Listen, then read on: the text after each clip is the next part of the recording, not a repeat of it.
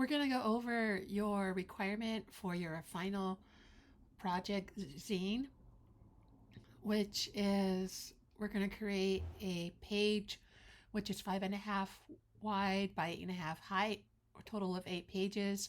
Format's going to be portrait. We're going to make sure that we have a cohesive body of work. In addition, you'll be turning in a InDesign file and a PDF document. You will have to share 5 to 8 images. Your artist statement will be on page 7. The drop cap will be on page 7 in your artist statement. Page 1 is going to have your first and last name, and it's also going to be the cover. The back cover is on page 8. All text must be in InDesign, and you'll be turning that in an InDesign and a PDF document. In addition, your artist statement, which is FP04 artist statement, yours to write 3 paragraphs. And here is a video to help you in preparation for your artist statement. A minimum of at least 3 paragraphs. And we'll be referring to that as we go through the requirements for our project. So let me go ahead and open up InDesign. And I will have my screen in half so we can review the requirements side by side. So the first thing I want to do is go File, New. Let's try that again. File, New Document. We have this dialog box come up. Once again, it's 5.5 inches wide by 8.5 inches, and our orientation is portrait. We're going to have facing pages and a total of 8 pages. And here are our InDesign files. You can see we have a cover. We're in with the back cover. And what I'm going to review with you is page 7. So let me adjust my screen a little bit more. And I can just scroll through and just choose page 7, which is on the right side. And we need to have at least a minimum of 3 paragraphs. I'm going to go to Lauren Ibsen, which is a really valuable and important website that I have been using for a very long time. And all it has is a way to generate text. So if you just want to place something or just have a bunch of text, it's a really good way to do it without you having to copy and paste some. So once again, we have 3 paragraphs. Requirement, minimum of at least 3. And I just create. And I'm just going to go, I'm going to select it and go Command C to copy it. We're just going to have 1 column. And I use a text tool. Make my area, Command V to paste it.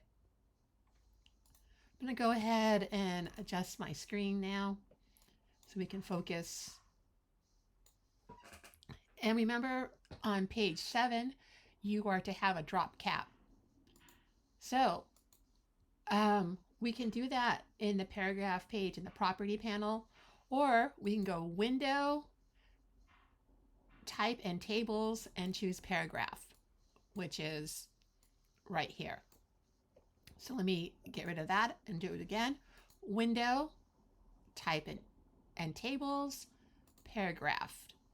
And we just have to be on the paragraph. That's all we need to do. You don't have to click onto the first letter or anything at all. And as we look at the paragraph window, we can see there's many, many options that are available to us.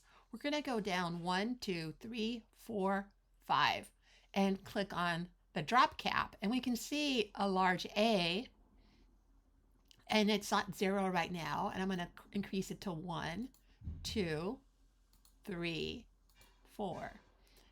You can have your drop cap. So this is 4 lines. You could have it on 3 lines. 2 lines, I mean, that's okay too.